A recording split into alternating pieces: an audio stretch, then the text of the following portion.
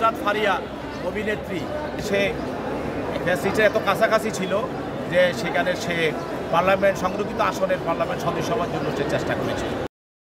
কাঠগড়ায় তোলার পর বিমর্ষ মুখভঙ্গিতে দাঁড়িয়েছিলেন নুসরাত ফারিয়া।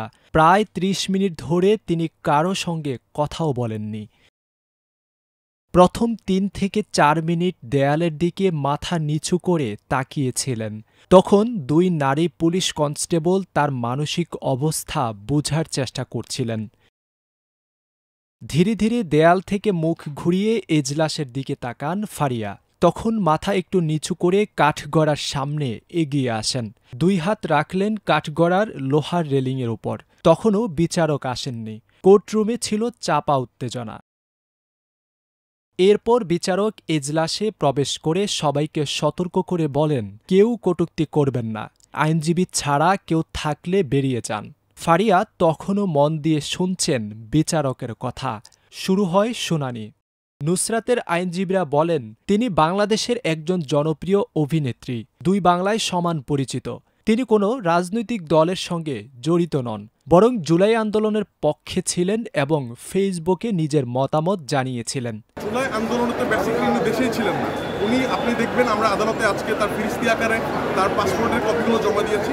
সেখানে দেখতে পাবেন উনি জুলাই ৯ তারিখ বাংলাদেশ থেকে ডিপার্ট করে উনি কানাডায় অবস্থান করছিলেন এবং উনি বিভিন্ন সময় ফেসবুকে বিভিন্ন ধরনের পোস্ট দিচ্ছিলেন। আইনজীবীদের বক্তব্যের সময় নুসরাত নীরবে তাদের দিকে তাকিয়েছিলেন।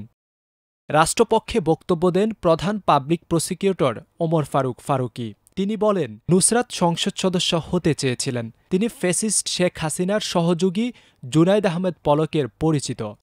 ফ্যাসিস্ট হাসিনার যে সহযোগী যারা ছিল, যারা তার মধ্যে একজন হলো নুসরাত ফারিয়া। এই নুসরাত ফারিয়া সে জুনাইদ আহমেদ পলকের সহযোগিতায় সে ফ্যাসিস্ট হাসিনার খুব কাছে চলে গিয়েছিল এবং তারই পদোন্নতে সে বায়োপি, যেখানে শেখ হাসিনার ভূমিকায় সে অভিনয় করছে। বিভিন্ন মিডিয়া এবং বিভিন্ন ফেসবুক বিভিন্ন ধরনের এই বক্তব্য আমরা দেখেছি যে অনেকেই বলছেন যে সে ফ্যাসিস্টের এত কাছাকাছি ছিল যে সেখানে সে পার্লামেন্ট সংরক্ষিত আসনের পার্লামেন্ট সদস্য হওয়ার জন্য সে চেষ্টা করেছিল। তিনি অভিযোগ করেন, আমরা অভিনেত্রী নুসরাতকে আটক করিনি, আটক করেছি ফ্যাসিস্টের সহযোগীকে। অভিনেতা ফেরদৌসকেও আমরা খুঁজছি। ভোট চুরি করেছেন তিনি। ফেরদৌস সহ আরও অনেকে ছিল, তাদেরকেও আমরা তাদের বিরুদ্ধে যদি তাদের অভিযোগটা যেভাবে স্পষ্টভাবে আসছে, অভিযোগ থাকলে তাদেরকে আইনে আওতায় আনতে হবে। এছাড়া পিপি অভিযোগ করেন, নুসরাত অনলাইনে জুয়ার অ্যাপ প্রমোট করেছেন এবং তরুণদের বিভ্রান্ত করছেন। তারা অনলাইনে গ্রুপ খুলে জুলাই আন্দোলনের বিপক্ষে অবস্থান নিয়েছিলেন।